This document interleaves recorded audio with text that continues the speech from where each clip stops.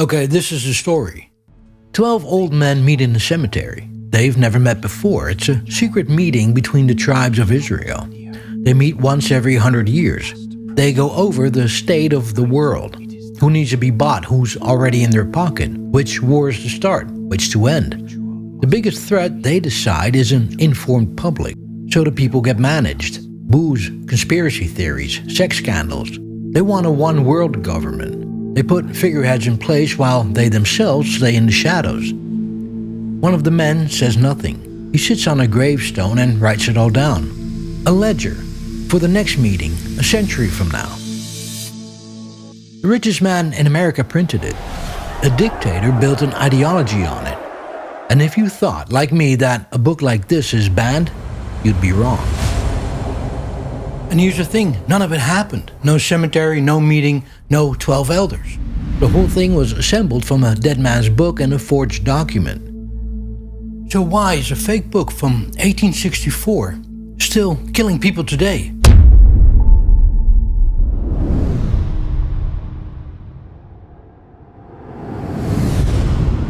A lawyer named Maurice Jolie sits down and writes a book. It's not about Jews, there's not one Jew in it.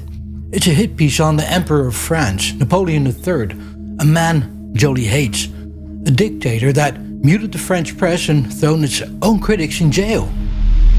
Jolie can't publish an attack on the Emperor directly, so he writes it as a dialogue in hell.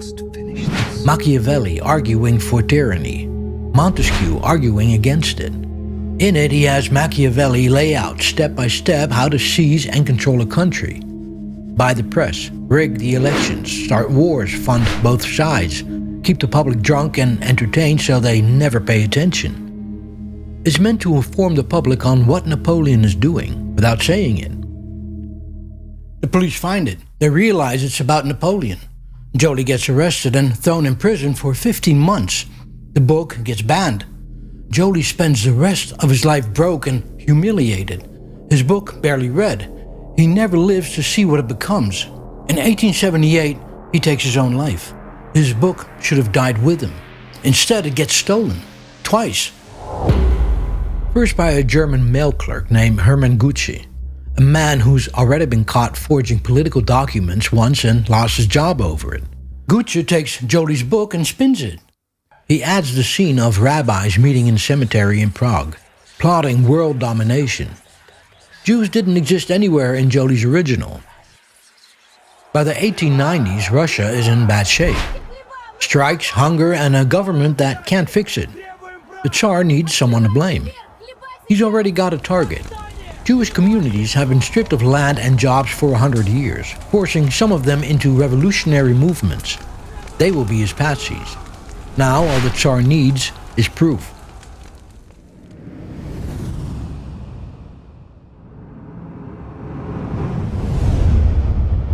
Agents of the Russian secret police find Jolie's book and Gucci's version, the one with the setting we opened with. They cut them together and give it a new title. The Protocols of the Meetings of the Learned Elders of Zion. This is what the Tsar needed, proof of an enemy, a patsy ready to go. Then in April 1903, a mob tears through the city of Kishinev. Dozens of Jews get killed, homes and shops are destroyed while police stand by. The man who stirred it up in his newspaper is an anti-Semite called Pavel Kishinev. 4 months later, he runs the Tsar's Meeting of the Learned Elders of Zion as a series in his newspaper. 2 years later, a Russian mystic named Sergei Nilus tacks it into the back of his own book. The Great in the Small, the Coming of the Antichrist, and the Rule of Satan on Earth. Proof, he says, that a Jewish plot is paving the way for the arrival of the Antichrist. Nobody buys the book. Nilus expected riots and outrage, but nothing happens. Then in 1917, there's the Russian Revolution. Lenin and his Bolsheviks take over. The men who used to run the country need someone to blame. Somebody remembers Nilus's book. They pull out the part at the end where the Jews gather in the cemetery and print it. They hand it to the White Army soldiers as the reason for the revolution. They claim it's proof that this was never about hungry Russians.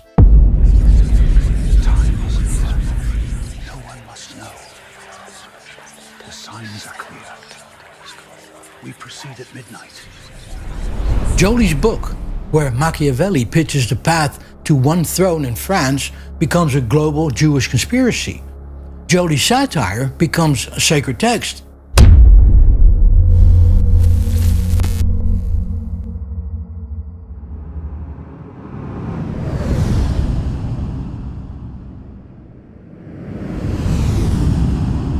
A reporter named Philip Graves, working for the Times in Constantinople, gets handed something strange: a used second-hand copy of Jolie's 1964 book. Graves starts reading and he can't stop because he's read it before. Not this book, the other one, the Protocols. He lays them side by side on his desk. They're not similar, not inspired by. Whole paragraphs match, sentence for sentence, in the exact same order they appear in Jolie's book.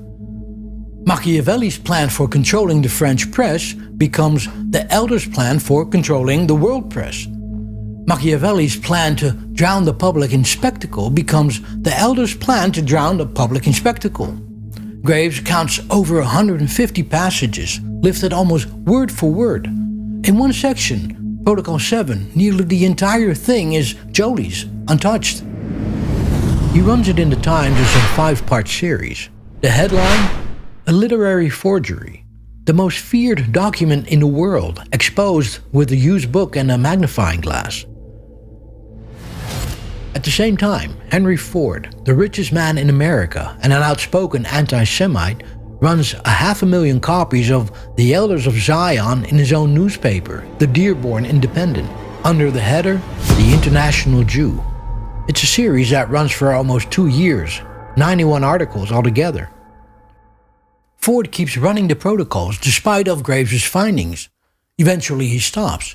Not because he's convinced, he stops because a Jewish attorney named Aaron Shapiro sues him, and Ford, on the stand, can't back up a word of what he's been printing. In 1927 he settles. He signs a public apology, printed and distributed nationwide, admitting the Protocols are a fraud and that he's deeply mortified his paper ever ran them. Now you think that will be the end of it, but it's not.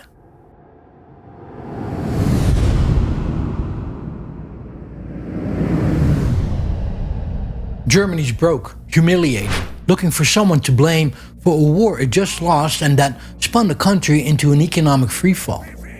Hitler has become the Führer of the Nazi Party. He reads the Protocols. It's perfect. He writes it straight into Mein Kampf. He uses the Protocols as proof that the Jews are running an international cabal. A Jewish newspaper keeps calling it a forgery. Hitler responds by saying, "That's exactly what a guilty person would say. The denial is the proof." By the 1930s, it's evidence in a Swiss courtroom. Jewish plaintiffs are suing Nazi sympathizers for printing it. They call experts to testify under oath that this is Jolie's book with the serial numbers filed off. They win. The judge calls it a forgery. But the Protocols are like a cancer. You cut it out, but a piece remains and spreads again. It survives translation into every language that wants a scapegoat. It gets written into Hamas's founding charter in 1988. It's in the head of a man who walks into the Tree of Life synagogue in Pittsburgh in 2018 and starts shooting. For the man charged in the deadliest anti-Semitic attack in American history, opening statement started with the suspect's own lawyer acknowledging that he planned and carried out the 2018 massacre at a Pittsburgh synagogue. Nobody calls it the Protocols anymore. Nobody has to. The idea that survived doesn't need a name. It's a small hidden group, a cabal, controlling the banks, controlling the press, pulling the strings behind the people you vote for. We use words like globalist, cosmopolitan elite, or New World Order. Type any of those in a search bar and some version of the Protocols will pop up. Articles that scream Zionists control the media or the Jewish lobby runs Washington. It's the same old document. A currency collapses. Somebody's already got a banker's name ready. A pandemic hits, and within days it's a lab, a billionaire, planning a global reset. If an election goes sideways, it's a small hidden group pulling the strings. We all own a version of Jolie's book in our head. You just never realized it.